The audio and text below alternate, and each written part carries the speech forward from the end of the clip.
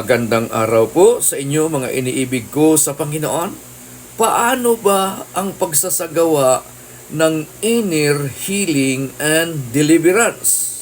Una, akayin ng pastor ang tao o kapatiran sa kalagayan ng dalisay na pagpapatawad, pagsisisi at paghingi ng tawad sa lahat niyang mga kasalanan sa lahat ng tao, sa kanyang sarili at sa Diyos. Pangalawa, mahalaga na makapagpapatawad ang taong gustong lumaya. Kailangan na ang maranasan niya ang gumaling sa lahat ng uri ng masamang loob at di magandang damdamin.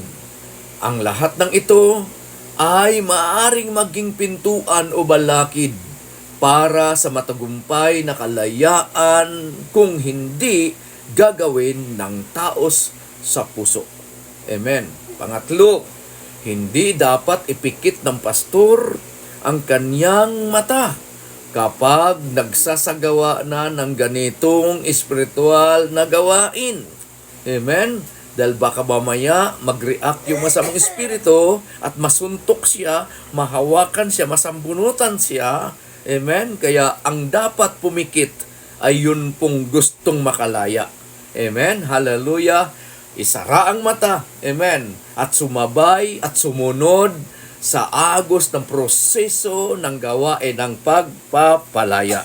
Amen po?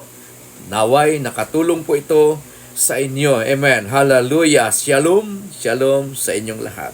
Amen. God bless you all.